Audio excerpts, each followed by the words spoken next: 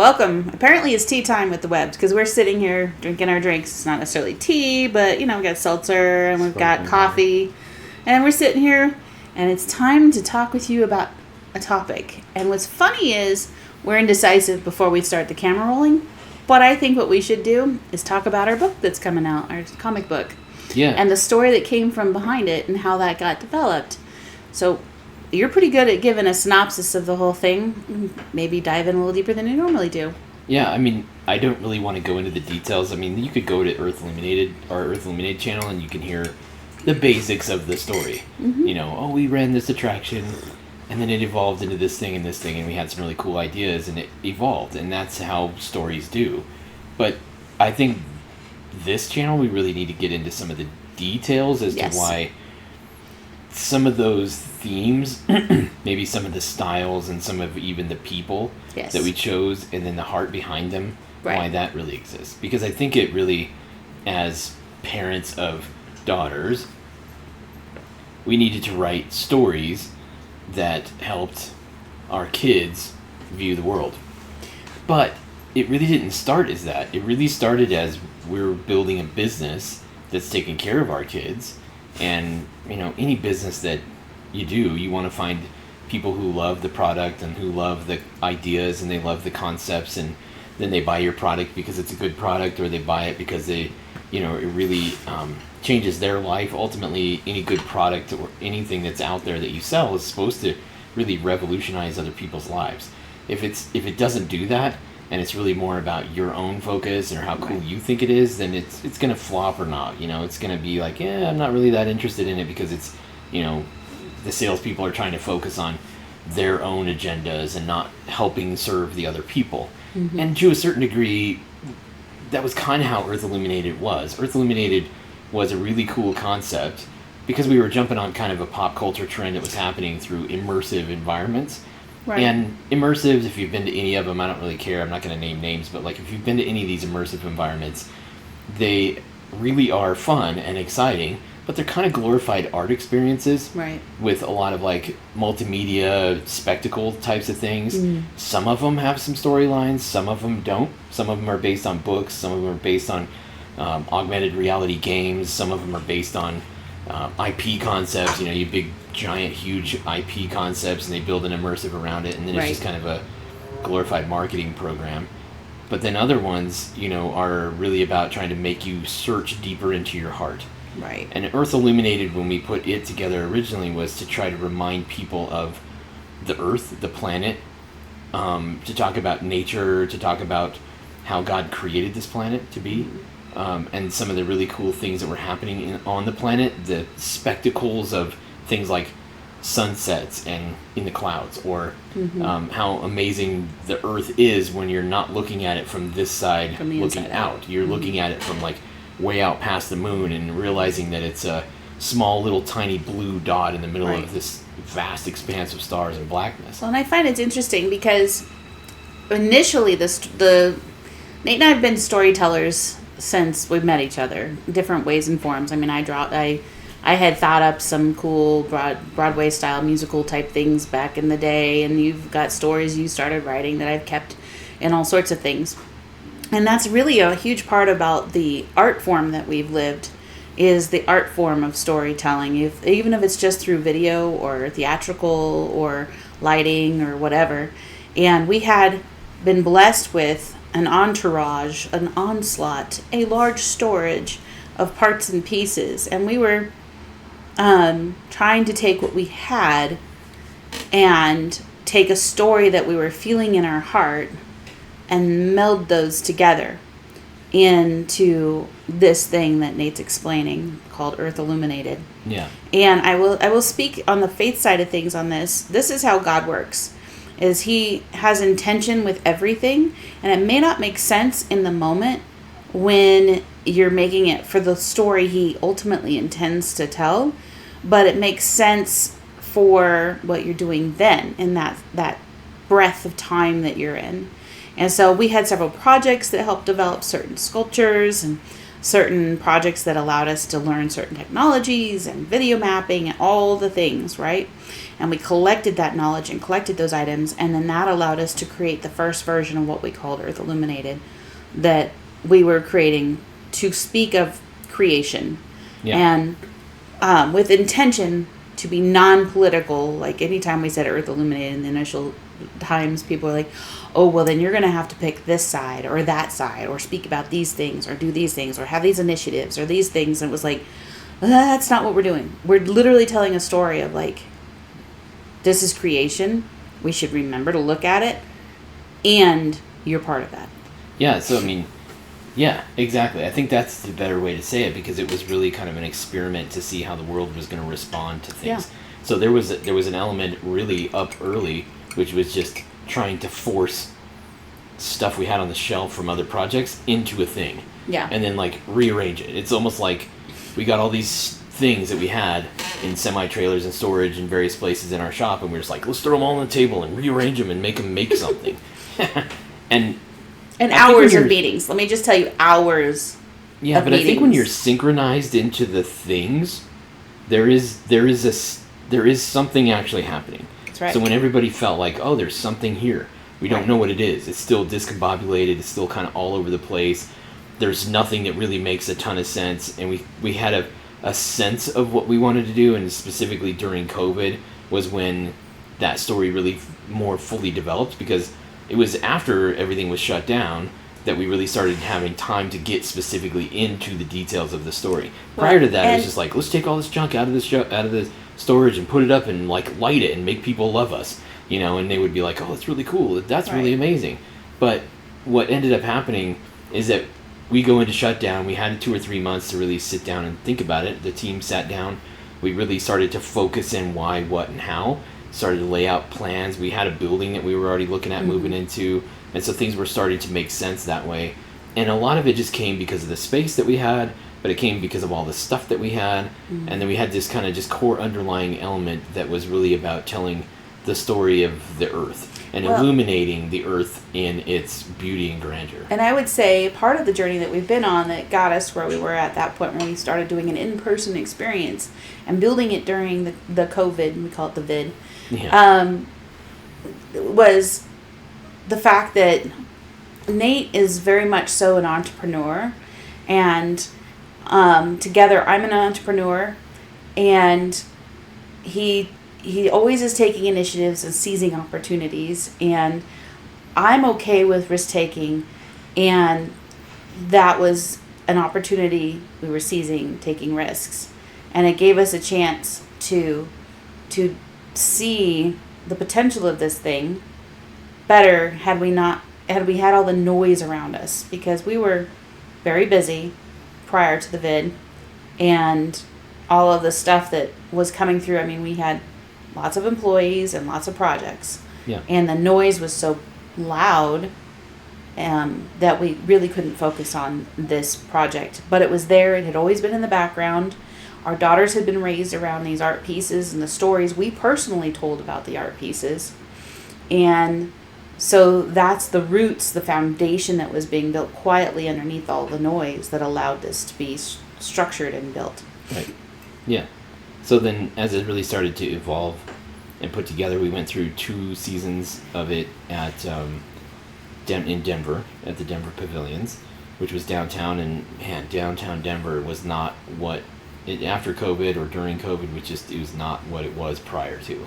Well, and I would speak to that. The time of downtown Denver really changed big time. Yeah, it felt kind of like, so when we were kids on the 16th Street Mall in Denver, it felt like Gotham City with Batman.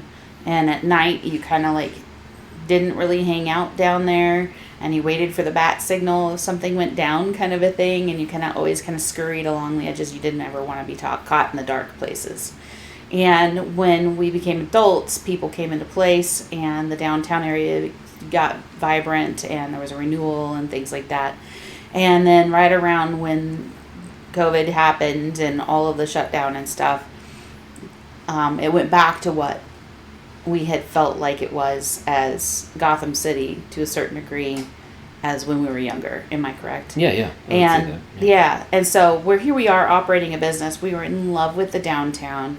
We believed in the downtown, those kinds of things, and we were there firsthand experiencing it, going back the direction it shouldn't go, and suffering the consequences of that alongside all the other business owners that were there. Yeah, to a point. Yeah. And that was the thing, because so much of other business, like we've always done in our businesses, so much of the other business we were doing in the company was kind of giving us play money to play around and goof around. Yeah. And we were experimenting with the fans, trying to, just guests coming in saying, hey, check out this cool thing. And people were responsive to it and open to it and welcome to it. And I think we had some really good months. You run it for, 18, 24 months, and you have good months and you have bad months. But, what we were getting was a ton of feedback from guests and people that were coming through as to whether the message was coming through properly, or whether we were presenting it right, or whether it was just too ethereal, or whether it just didn't make sense. Or how we needed to explain it more, whatever. And those 2 years were very informative prior to our opportunity to go to Florida. I actually think that was a really good time to develop our storytelling skills, because in person we were having to give tours to people who had asked for them and explain the story as it was at that moment in person. And we'd done different video techniques and QR codes and things like that made it available for telling stories, but it helped us hone our ability to communicate better what it was we were trying to convey. Right. And and it didn't really ever land. That was the thing, I think, that made it the most, maybe not necessarily frustrating, but the most interesting, is that it never really was this cohesive, specific, meaningful story that really came out of the heart. And so we had a lot of people, when we finally moved it to Florida, that they were like, hey, tell us the family story, because that was maybe the elements that they felt like this was a good, strong family story, that we survived as a business and created this thing as a family and as a group of artists through COVID, and that was part of the story. And we felt like we had some good traction with that, but it just wasn't enough.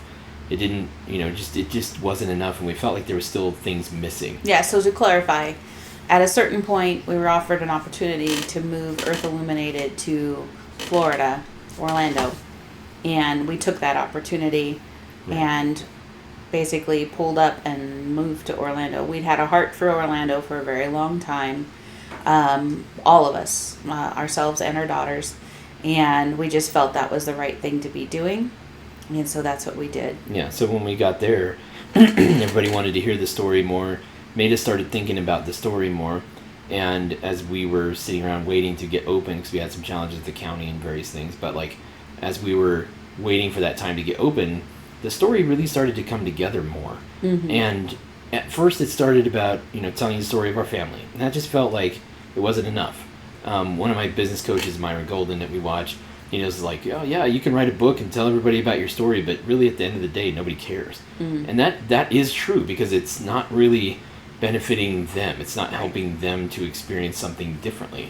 And I think I said that earlier, where it's like, if the business and the product doesn't change other people's lives, it's kind of technically meaningless. And if it's really just all about me and me making my income and me making a lot of money, or me telling a story that I like and nobody else really cares, then it's not really a good product. Well, in the same timeline, the experience industry that we were diving into for doing these walkthrough experiences was changing from just being an immersive style experience industry to being a transformative immersive experience industry. Right. And that's really, that word transformation was a big one for us, because that was what we were feeling, was that the story needed to bring someone in who had a question or a desire and help them be transformed and get an answer or a directive on themselves or the world that they live in. Yeah, some type of transformation at some level. Correct. And I think we did that because the space in Florida was able to allow us to set up the original experience idea that we had conceived of, which was the first iteration of your experience, excuse me, was stepping out of a spaceship into space and seeing Earth illuminated from a great distance, and that was really cool. And we had found a great Galileo quote, from him about seeing the Earth from a great distance, and if it was illuminated, and that was really, really cool. Earth that statement. As dark as night, or something like that. Yeah. And that gave a different concept to that, which allowed us to tell that from that angle, and then guests could see it first and be like, whoa, and then travel down through the atmosphere to the land, and then begin to discover that. And then it also allowed us at the end to really focus on an element that we had not really super researched into, and that was the human element. Right. And so you have the elements of realizing where we are and how unique it is, experiencing some of the really cool, amazing environments of this, animals and mountaintops and clouds, and even going underwater and seeing these just amazing things that live on the earth. And then realizing that maybe the most important piece of this earth is the human element. It's us, and it's the humanity. And that's what's kind of fun about it, is because it's really biblical. It speaks back to the biblical creation. God created all of the things, and at the end he created us, and it was we were put on this planet to tend to the earth, to be its keepers, to be its maintenance people, the caretakers, the ones that clean up all the stuff and make it right. And that beauty and its abundance comes because of humanity, and human elements, when they're fully synchronous into their purpose, that they grow and they thrive, and so does the land, and so does the environment, and so does the planet. And that so many times is kind of opposite of so much of the political agendas we hear today. And that was what we really wanted to stay away from, was buying into a lot of those kind of cliche political agendas that humans are the worst thing that ever happened to Earth, and Earth should be much better if it wasn't for all of us here. And to me, that's lies. Just super satanic, right? Yeah, those are all lies. Yeah, just right out of the gate, it's satanic. I mean, if we weren't here, then Satan's concept would win. But we're supposed to be here, just like when you take plants out of the earth, they die. When you take fish out of the water, they die. When you take humans out of their purpose of doing what they're supposed to do on this planet, they die. And so we wanted to really focus on that human element, that we are here on this planet to do the job that God gave us to do. And when we're removed from that, we end up with all of our mental problems, we end up with all of our social abuse problems, our relationship problems. And so we really need to be in the focus of our purpose, and that is caretaking of not only the world as a whole, the earth as a whole, but as like all of our relationship as a whole. And when we find our purpose of what we're doing and serving others and being a part of that purpose that God put us here for, that this earth and this planet thrives. Well, I think there's some cool stuff in that. Yeah, I think one of the main things that people miss on a regular basis is that if you don't care for yourself first, which is making healthy decisions for you, you can't make healthy decisions for others or the land creatures and those things that you're responsible around you.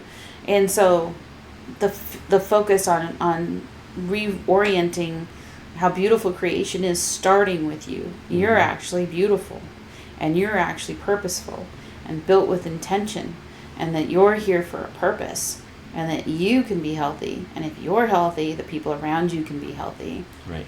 And the living things around you can be healthy, including the soil and all of that. Right. That was where our focus came from. And that was where the transformation aspect started happening with people, when they started grasping that concept where, okay, we're reminding you how beautiful this place is that we live in, and that, we're so busy with technology and looking through the lens of the cell phone cameras that we have nowadays. We're missing the actual real beauty around us. So, remembering the elephants in the clouds and, seeing the shadows pass and all that stuff. We're so busy, we don't even look at the ants that are under our feet.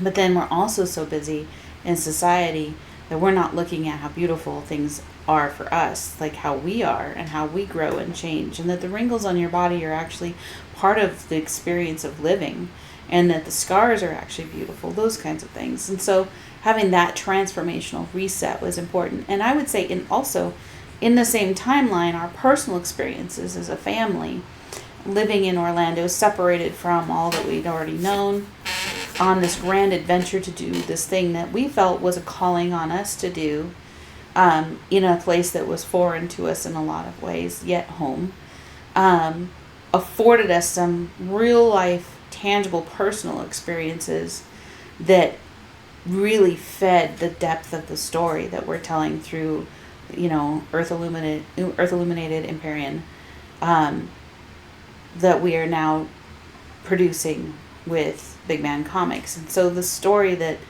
you're telling about this experience of going through the in-person experience and all of the things, there was also a background story that was growing at the same time for us, that gave us depth and richness and understanding and perspective, that helped us then to sit down. It was last October, I think. September. Okay, so it's been about a year almost. Mm-hmm. And with Madeline and with Mercedes, and have kind of this, what would you call it? Not a kumbaya, but it was this intentional conference of the four of us sitting together going, okay, what is this thing that we've actually been telling? Because we've been verbalizing it. Madeline's having to express it through different forms of media because she was doing our media. Sadie was having to express it through her staff and how they were communicating. And it was all roughly the same story, but it wasn't landed. And we felt this real strong compulsion, this desire to just land it and put it in writing, because we felt the next transition coming, and we didn't know what that was going to look like, but we knew we needed to write it down. Right? Yeah. Yeah, and so to me, we all sat down and I was just like, I can't really write this from a family story. So it started with us writing kind of explanations of each of the areas. Right.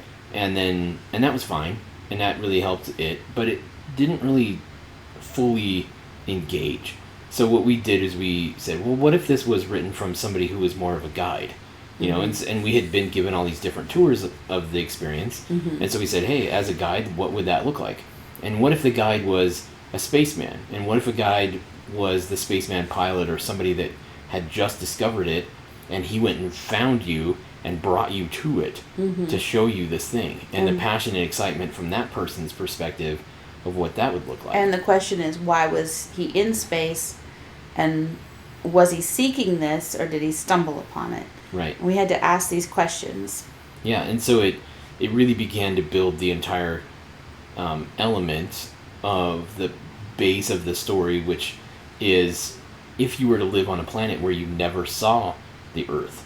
So if you lived on a planet that was kind of, for all intents and purposes, was a hellscape. Maybe it was a dystopian place. Maybe the sun didn't exist. Maybe you just saw everything in kind of a sepia tone, or maybe a black and white, or it was just dark all the time and everything was neon lit.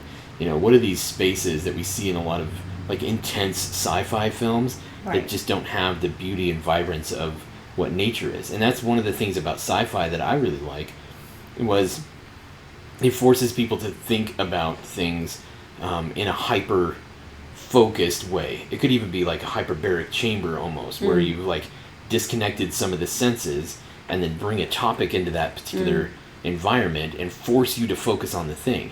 How much more than if you deprive your senses of like color, of vibrancy, of beauty, and you just live in that decay, you live in that messed up stuff, whatever that is. It could just be a darkened sky and no color and neon lit, and to where your eyes just get fatigued by everything around you because it's all just kind of monotone. Well, it's dark. It's like an Earth that has no God left, because people have become so humanized and worshipped humans so much in technology that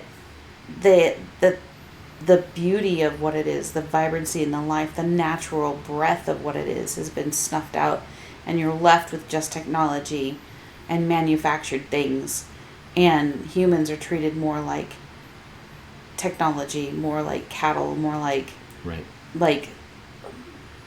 there's a hierarchy to things, and people are just, we've seen this just in the way that things go down in certain kind of political situations and cultures and communities and civilizations, where a hierarchy takes charge, and human beings are treated less than.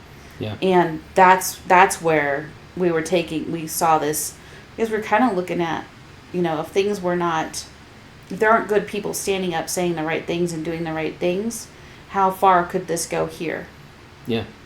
Yeah, so the sci-fi story really defaulted to what would, in the current political climate of the world that we live in now, fast forward that 500 years.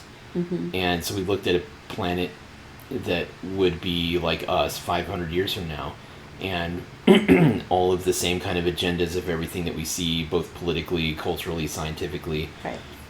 all of those kinds of things were played out to their extremes. And I think Right. that's where sci-fi allows for you to go to those extreme points. It says, Right. eliminate these senses, focus extreme on this extreme Right. thing, which makes it so completely in your face that you have to address it, which then means that the other side of the color becomes extremely dramatic as well.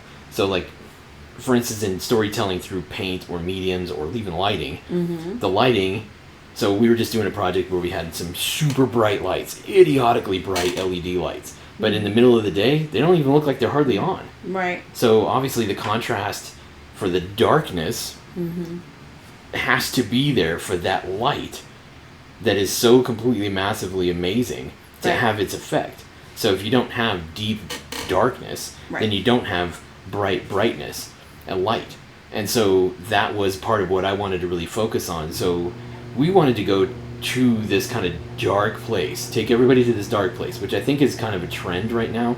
We've done monster museums, we've done other things. I've seen circuses turn into these dark circuses. Wow. I think there's a trend just in our culture to really go to darkness, to like evil things. There's this glorification of a whole lot of it. Yeah. And it just is like, oh, I'm more attracted to darkness of whatever Right. type, because it's interesting, it's intriguing, it's maybe mysterious and doesn't Unknown makes you yeah. get a little giddy or whatever. Yeah. Yeah, just kind of, and everybody loves to be scared. It's why haunted houses exist, and Right. that's why what we're trying to do is feel something in our life. Right. So let's go to this dark planet, and Okay. let's explain the dark planet in a super hyper exaggerated way, and then give this message that says, hey, we're calling out that. Because us as humans, while we might be attracted to the dark, and we might be attracted to those unknowns and kind of enjoy the thrill of that being scared moment, really if we had to live in that, it would be the worst thing ever. So there is an element of us human in our nature of who we are, because God put it there to find the best, to find the beauty, to look for those things, and to be awed by it. And growing up in Colorado, but then traveling the world and seeing so many different things we've seen, there are scenes where the sky is, amazing and vibrant. And those moments that you see something that just takes your breath away in the environment, that's what we really wanted to focus on. So you have to go super, super black, dark with the concept, and then interject heroes that are going to bring that vibrance and brightness. And their challenge and their need to overcome the things that are trying to oppress them, to try to hold them down, to try to keep them in the system and make them, a part of the thing and turn them into the clones that everybody else is. They have to rise above that. They have to have a passion and a heart that's above that. And I think deep down in our hearts of all of us, we all want to be the heroes. We all want to be the people that, rose up against the tyranny, and we called it like it was, and that we were able to overcome it, and we were able to achieve it. And we all hope that we're on the right side of history when the things that we make our decisions for. And so stories, and specifically sci-fi stories, tell those things of humanity in these really defined ways. And so Earth Illuminated's Empyrean story, which is the introduction to what we are planning and writing as a trilogy. Illuminated series. Trilogy, it could be and bigger than maybe a more. trilogy. I'm just saying I right think now. there's spin-offs, but at least right now it's a focus of a trilogy. But I think there's more spin-offs to it There's as more. well. Whether it focuses on the main characters throughout all of these other books or not. Yeah, I mean, just like comic books, they're always going to have tons of stuff, and there's lots of places for our heroes to really focus on things. But telling this story from the way that was based in a sci-fi environment, but then it was like some of the things that we talked about in other videos, and we've talked about here even now, is just like how some of our family heroes and how we've overcome stuff as a married couple. That's right. And how we've looked at the world because of our daughters, and potentially our sons that are out there to be married in at some point.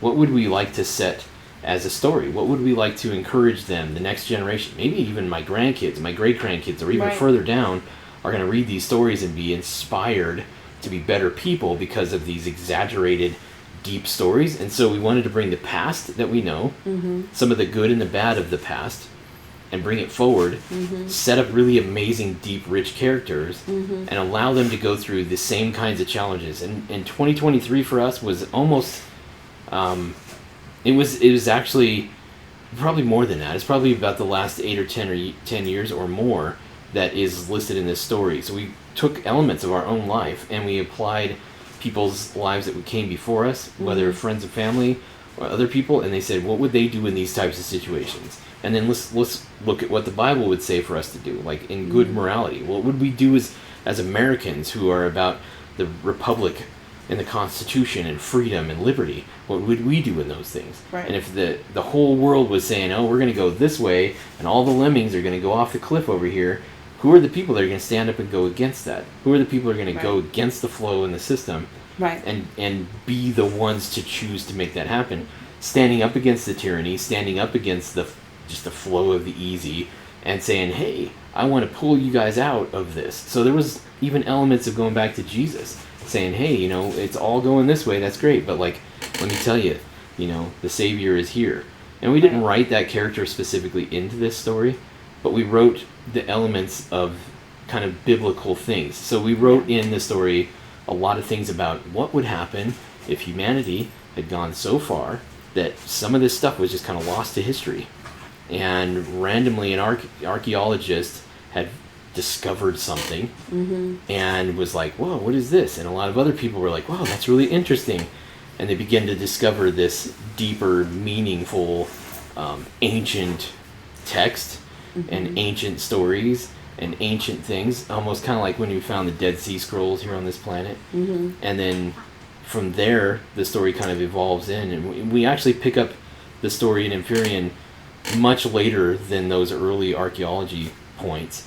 We pick it up where it's people who are fighting for that in the last days, where they actually discover what the meaning of this ancient text were all about. There's two things on this. So very interesting how you said that, because there's some things being said on the political front right now about letting go of the things of the past and creating the new, letting go of the things of the past, creating the new.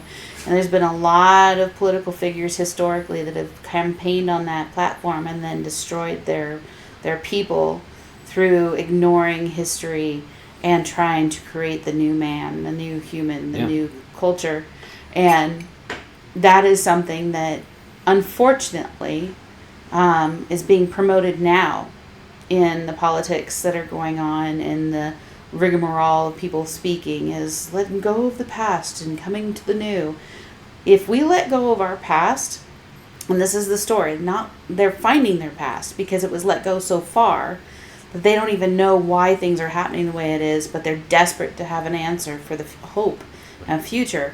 That's where we're at in the real world that we're in. And then the second thing is that I think it's really important to bring up how awesome it was to write this with Madeline and Mercedes, because their perspective, knowing this is a legacy story, and helping us ground it biblically and bringing it to a relevancy to their generation and future generations, and giving it their fit and flavor, has really been a beautiful piece, because it's not just you wrote it, not just me, but they are equally invested and equally pushing in on this and equally driving it. And it's really cool too as a mom, and I'm sure you feel the same way, that there's so much investment on their personal front without instigation, prying, or pushing on our side in their spiritual growth, that they were able to speak with wisdom on how this spiritually would be connected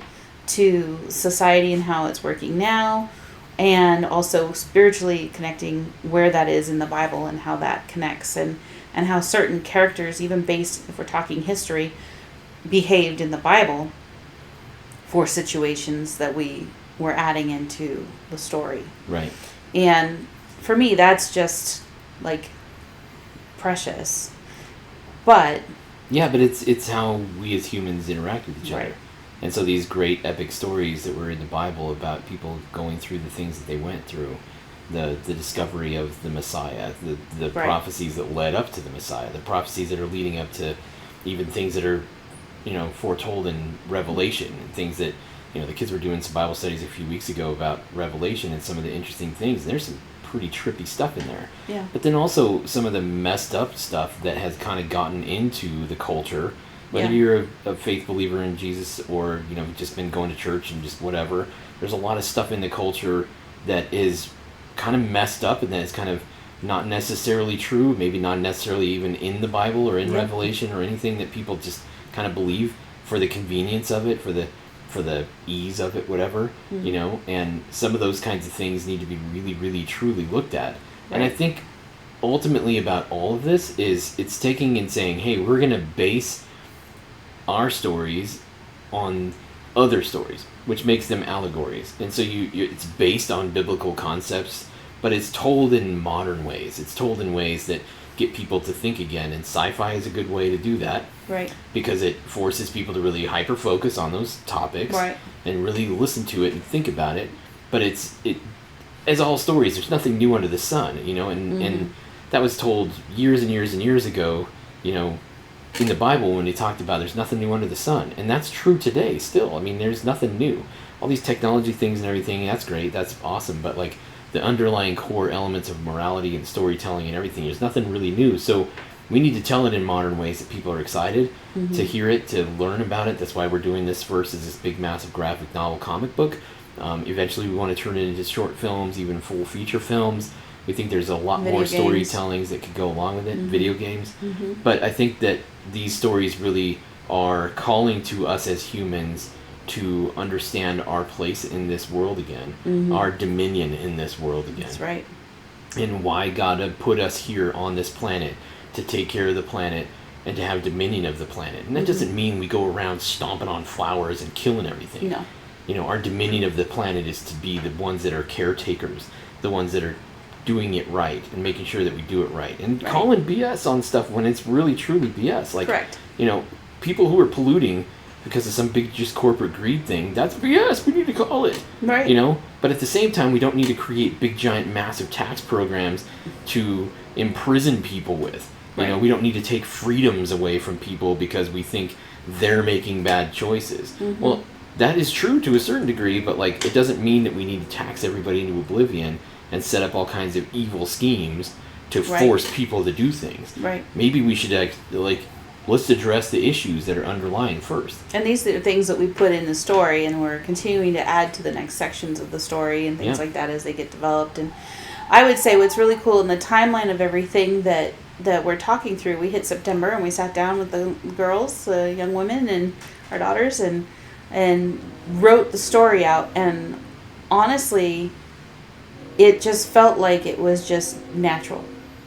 Yeah, and it connected all the things. All the things that were discombobulated, everything began to synchronize into place. And what was interesting too is then decisions that were being made in real time in those moments for other parts of the associated surrounding parts of the business made more sense and were more clear in making decisions.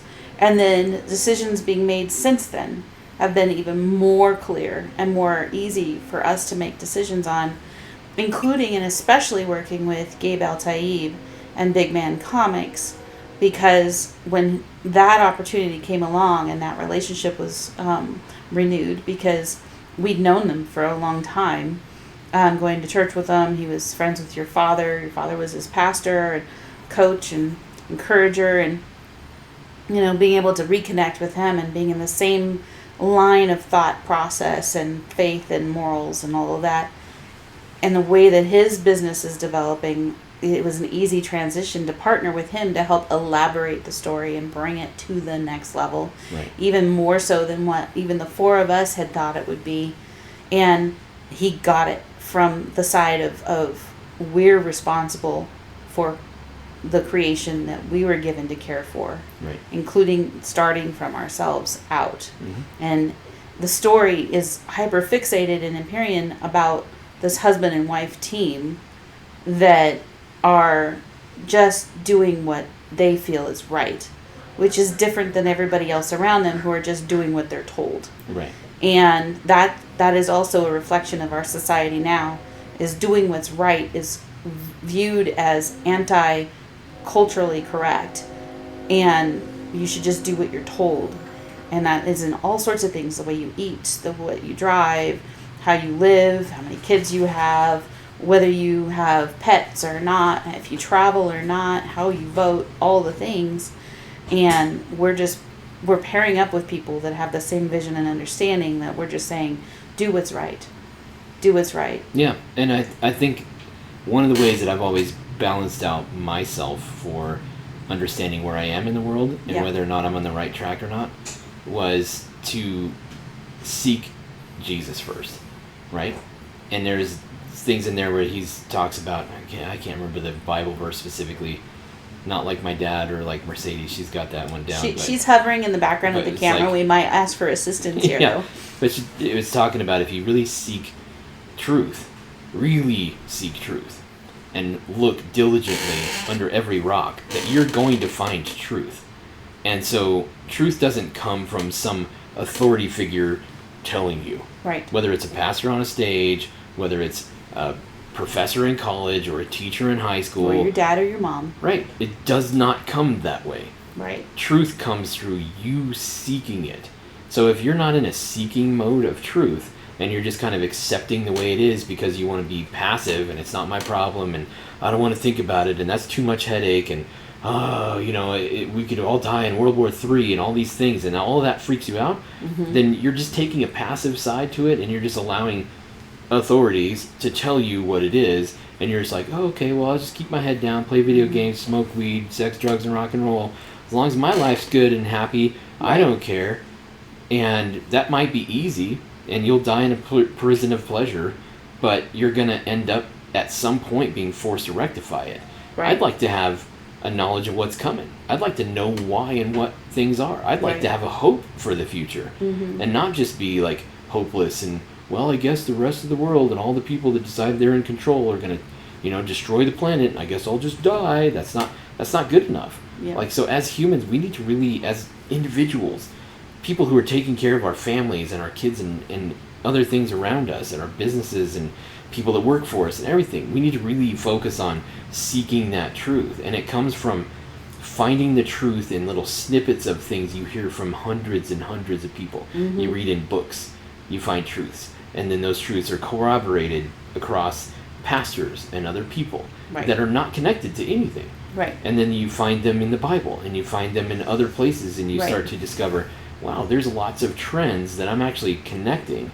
These must be truths. And then when you put them into action, whatever that is, and you find that that's a truth, now you're really starting to figure it out. But Nate, you can't just Google it and get your answer. No, Google's not going to have the truth in a statement. I know, right? It's not going to be there, but it'll have snippets of truth. That's our society. There's a lot of people out there that make decisions off of Googling something, and unfortunately, everybody. Or my doctor said. Yeah. Oh my gosh, that's a whole nother conversation.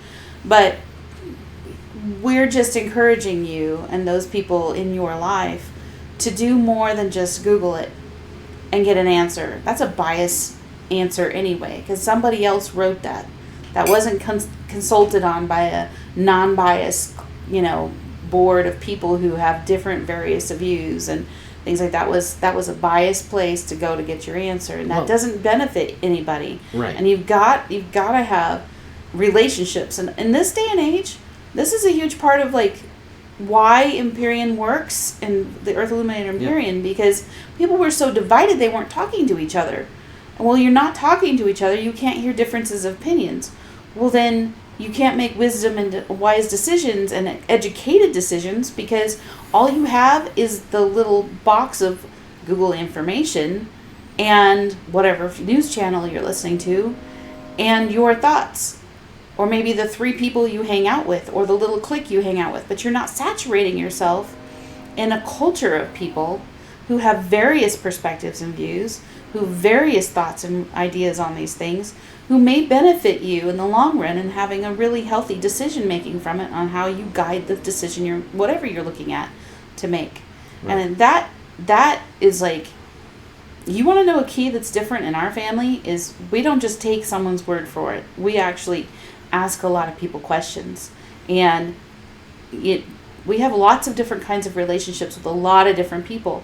And although we may not always agree with somebody, we do love them and we do respect their thoughts on what they're thinking. Doesn't mean I have to take it in and make it my own thought, but it helps me be wiser because I have their information. Right. So statements that we've heard over the last bunch of years. 95% of scientists agree. Okay. That's Where's great the other that 5%? one person or this group of people are telling me. That's fine. But how do I know that's not just a marketing ploy to Correct. get me to agree with that group of people or that one person telling me something? Right. Right? Marketing and propaganda are technically the same thing. And if you look into the history of both of those things, they converge together. Right. And they're always used to manipulate and to get someone to do something. That's what marketing and propaganda is. So at the end of this, really, the third part, you could say, I'm seeking truth in all these different places. But if you don't have a heart connected to the Holy Spirit, frankly, then your discernment, your ability to discern the truth inside of those things. And that discernment is where you start to see the patterns of truth.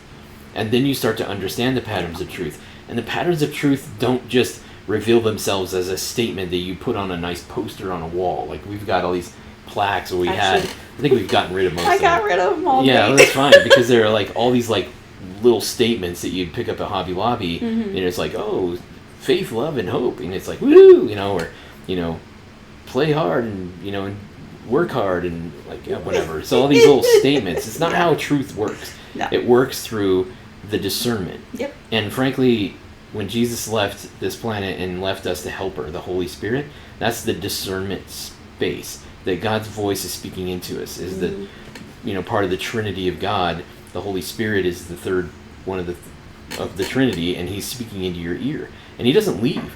He doesn't go away. And so when you find truth, all of a sudden you hear that voice and say, yeah, this is it. And you begin to become discernible and discerning through things, and you start to understand what those truth patterns are. And then the truth actually plays itself out. It's not printed on anything. It actually physically works. And then all of a sudden you're like, when this truth happens this way, it's a principle built into the planet, just like gravity. Right. And it can't be broken. And it rectifies itself across everything. That's how you start to know that truth is truth is truth. And that's what's really cool about it. And that's how I've done it all my life. Right. And it does go against the system a lot. And that's a lot of that is behind the scenes, a lot of what we're pushing into these characters, into our stories that we're writing, because they are people of discernment, of character, of experiences, of all things that gave them wisdom, and of faith, and the journey through space, and through battles, and through trials, tribulations, and arrests, and incarceration, and desperation. You get to see that through these, and you have cool characters that Gabe's added, which are androids and things like that just give it that richness, depth, and playfulness that Star Wars had when we were kids.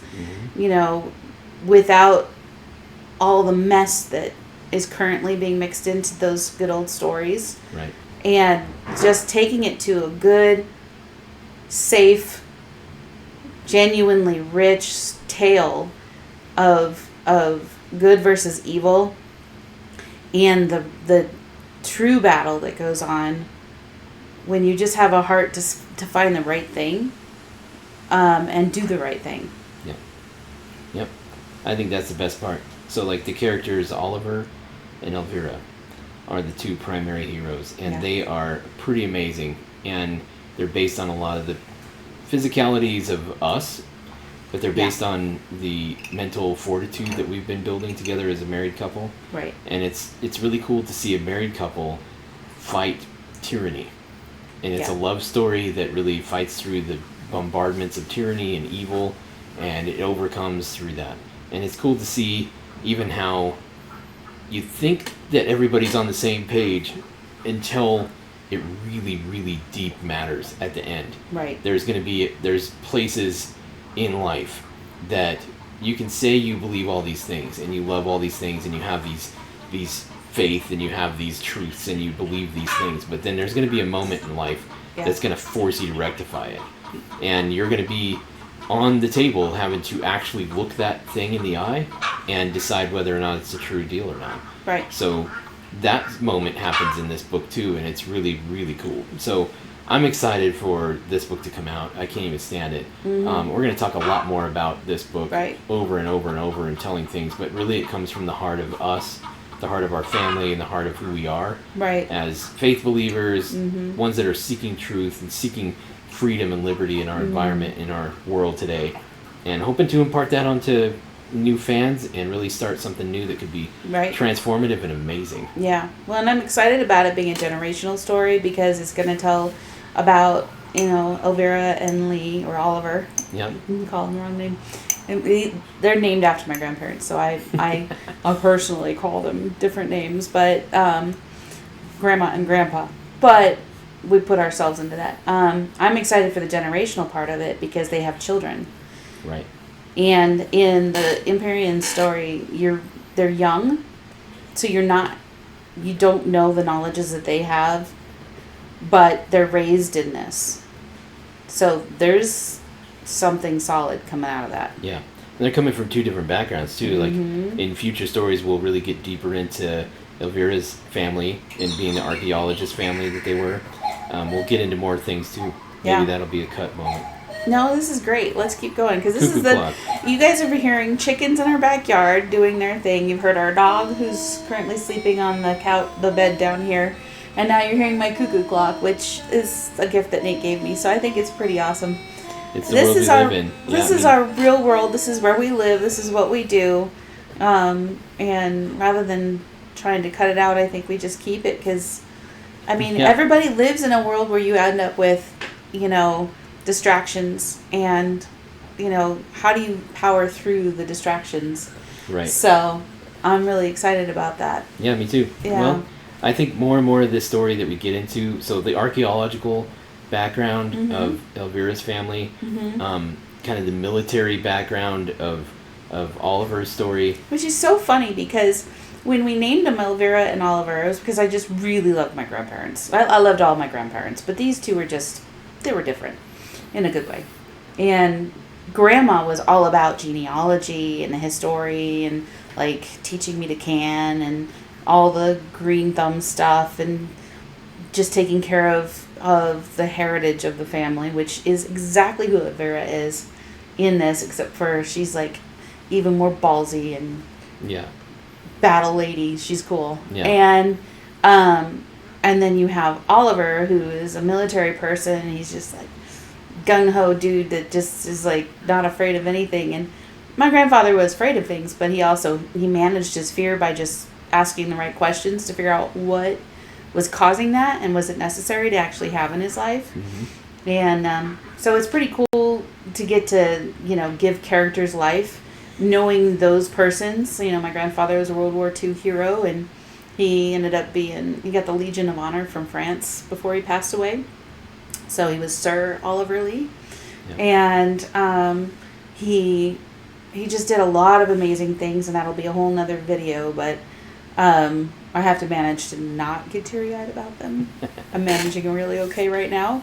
Maybe 2 seconds ago I wasn't, but it's a really cool way to tell and honor them. Yeah. Yeah. And they were really great examples of true masculinity. True. And true femininity. And how those two, as man and wife and human to human, how we exist with each other and how we have interdependent relationships. Right. And that is the biggest piece of that. And I don't know if anybody's read 7 Habits of Highly Effective People, but that really talks specifically about that, how we grow from being dependent to independent to interdependent. Right. Really, the third step of interdependence is really not in a global government kind of way, but it is more on a personal way of us as individuals becoming interdependent with each other. Right. In a specific marriage relationship, interdependence has to absolutely work, because one can't be dependent on the other and one's independent of the other. It just doesn't work. You have to be fully interdependent. And that's how families work. But then that also branches out, again, making sure you're good for yourself. It branches out then outside of your family to your in-laws on both sides, and it branches out into your business relationships and everything else too. And interject something though. Being good for yourself doesn't mean you get to be selfish. Yeah, right. There's a huge difference between being able to be healthy for oneself and being a selfish individual. Right. And you cannot be selfish and be interdependent with your spouse. Right. Because that means you can't take their needs, desires, and aspirations into consideration, because you'd be too focused on yourself. That's not an interdependent thing. So. Yeah, and there's a truth, because I think those are the principles, the interdependence of life. Because if you really take that truth and you look at and you cross-reference it to every situation, you could say, oh, toxic masculinity, toxic femininity, toxic this or that or the other. Okay, then cross-reference that against truth. Right. And what you find is that it is going to go against the principle of interdependence, because it's either going to make you completely selfish, right, and say, oh, I'm independent, I can do anything myself, and I don't need anybody else. Okay, well, that's not how the world works. Again, a principle, you've gone against it. Or you could say, I'm dependent on everybody, and I'm just going to wait for everyone else to make the decisions, and I'll just go with it because I'm being dependent. Well, then that's not how the world works either, because then you'll end up in a situation like a prison, right, or some type of it's a prison place no you don't want to be, and it's going to be because someone else made the decision. So really, interdependence has to follow the independence of breaking away and becoming independent, and then understanding that, and then becoming interdependent with other people. Independent people working together for similar goals, and that's how they're interdependent on each other. And that's why I think Oliver and Elvira in our story, and being the amalgamation, if you will, of all of our family members before, and us included, and hopefully who our daughters are becoming and what they have become. So there's this collection of all of these principles and all of these personalities and all of these challenges and things that we've lived together. We imparted them into these characters.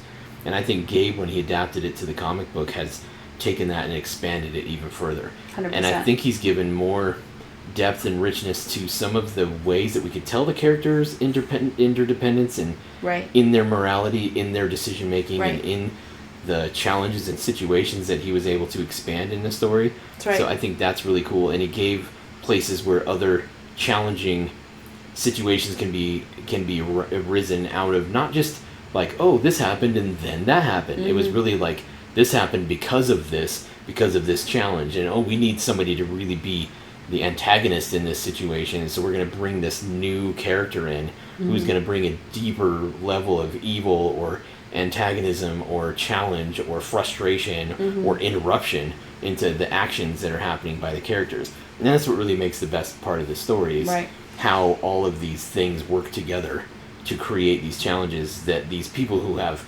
amazing interdependent and masculine and feminine characteristics that are really intense, exaggerated, because that's what our life and our world is, and that's what stories really truly thrive on, is exaggerated realities.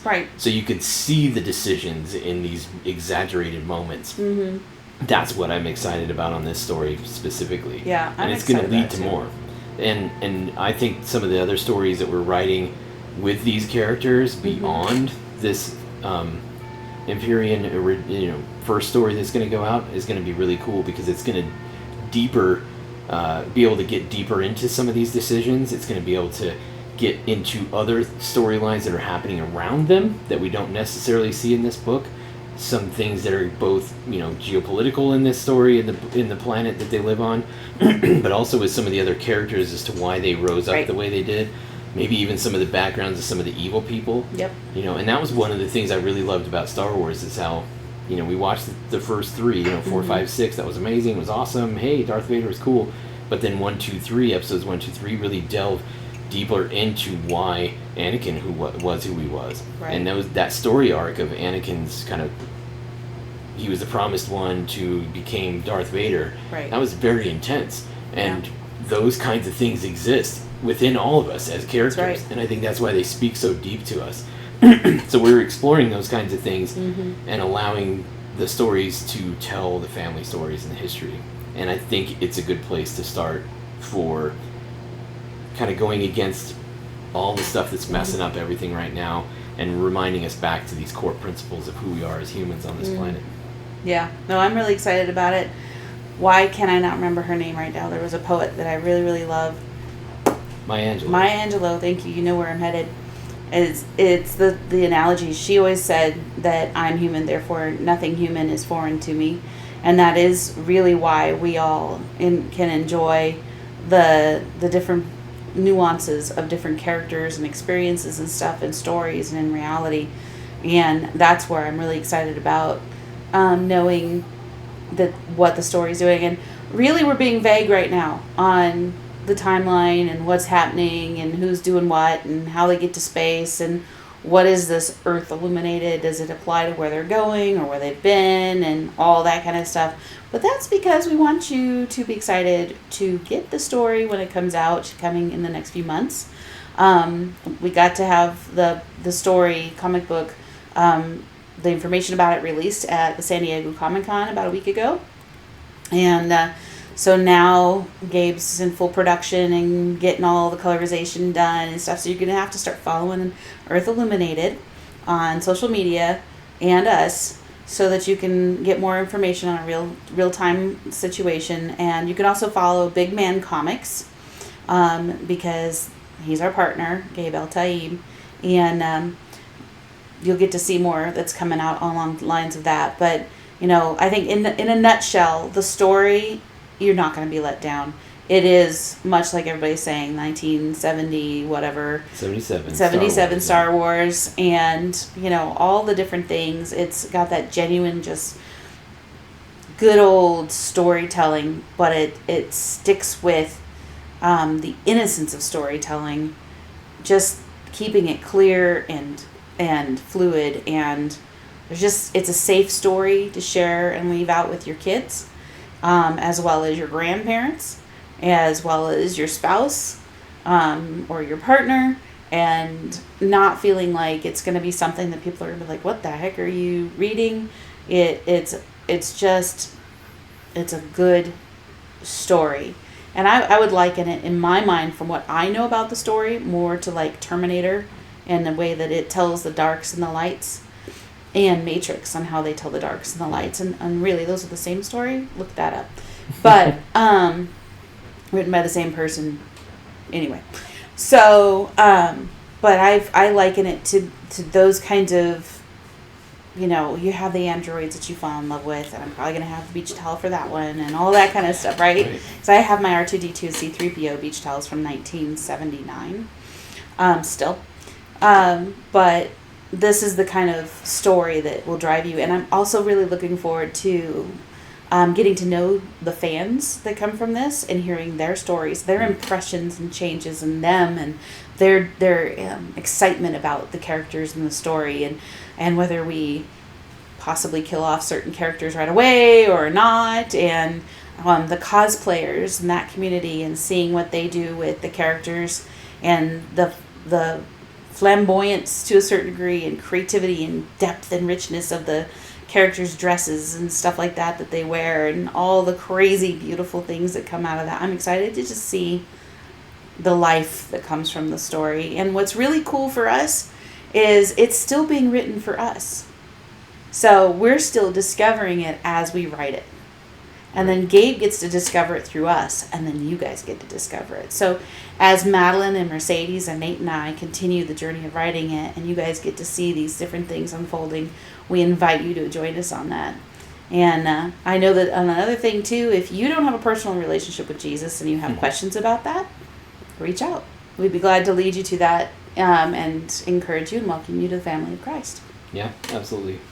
So, I mean, I know this was a long video, probably at an hour plus, but, like, thanks so much for joining us.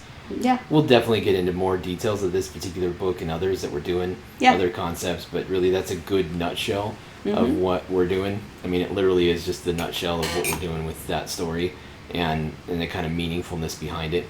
And some of it's going to sound redundant because we're going to talk about it a lot because it's the same kind of stuff, but also look forward to some of the other channels. We're going to start putting out music videos that are featuring some of the art in this. We're going to really start to get into some of the introductions of the characters, some of the introductions of the environment and space that they're in, everything. So it's going to be really cool. And we're trying to license some music. I'm hoping to talk with some people about licensing music next week. Yeah. You know, that really kind of tells it. I'm very much like a heavy metal, but intense. Also love, you know, some really great cinematic type of stuff. So these music videos should really showcase some of these characters in a really cool way. So those will be shorts, but then also long form videos. And we'll be talking about it a lot more. Really, it's about getting people familiar with what we as a couple raising kids are all about, and helping make really cool art and culture, literature, and just getting things out there to really help tell stories that are kind of counter to our culture right now. So counterculture, we're bucking the system and changing it, going against the flow. So if you like that kind of stuff, come and join us. We're going to have a great time together. It's good, my dear. Yeah. Well, we finished our drinks, did you? Pretty much. I could probably slam it. Yeah. But we'll see you on the next one. See you later. Hey.